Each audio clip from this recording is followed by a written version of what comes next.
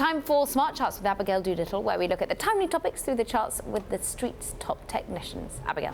Well, Caroline, we are lucky enough to have Paul Ciana of Bank of America Merrill Lynch, their FICC technical strategist. There could not be a better day considering that we briefly had that US 210 inversion earlier today. And you know, you really stand out because you've had great calls on rates. When a lot of our other guests and folks on the streets were talking about yields bouncing back higher, backing up, something that looked possible to me in the charts as well. You were talking about a continued drop. You've had that. Yeah.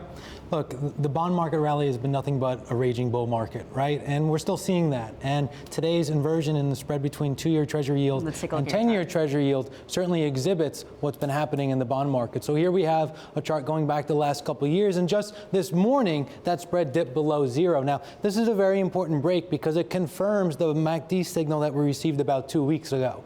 Mighty MACD, right? We got a signal where the white line crossed below the red line, suggesting that the time series would move lower, and indeed it has. So now the question is, one, what does an inversion of the 210s truly mean to the bond market and the global market? And two, how much further can the curve truly invert? So, okay, so let's start with the second question first. How much further do you think it goes per history? So when we go back over the last 20 or so years, there are levels down here around 13 to 16 where the curve once bottomed out. There was another base at about minus 20. Okay. And then way back it was around minus 50 to 56. When was that, in 2000? I believe so, yes. Okay. So realistically, we're only at zero, right? Yes. There is potential that 210s could invert as deep as 50 basis points. Yes. And I think that'll be a function of how slow or not slow the Fed actually reacts to some of the things going on. Okay, so now let's talk about what it means for the bond market. And also, do you think that if we are going to continue to invert like that, is it going to come more from the 2-year going higher, the 10-year going lower, or an even mix? I suspect it'll probably be from the 10-year. There's a lot more opportunity to make money essentially in 10-year in duration. So I think the market's chasing that. And what does it really mean, right? I think there's 3 key takeaways to today's inversion. One, it says that the S&P 500 is likely on borrowed time. What usually happens, there's about a 5 to 10% correction. There's sometimes a last exactly. I mean, all the headlines today were negative, right? There's then a potential last gasp for the bulls, which sometimes even leads to a new high in the market. That's questionable at this point, but there's that kind of rally, and then the recession numbers kick in. So that would be second takeaway.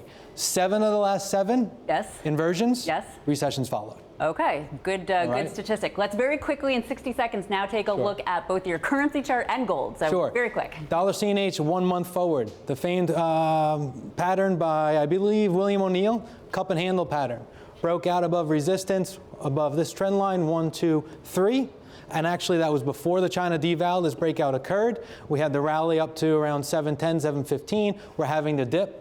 By the dip, we're going to 725. Big rally. Okay, now turning to gold. Talk about another rally, and you're right on point here with lots of other guests. Long-term chart of gold going back to the 1970s. I think we're in 5-wave structure. Wave 1, wave 2, wave 3, wave 4. Nice rounded base.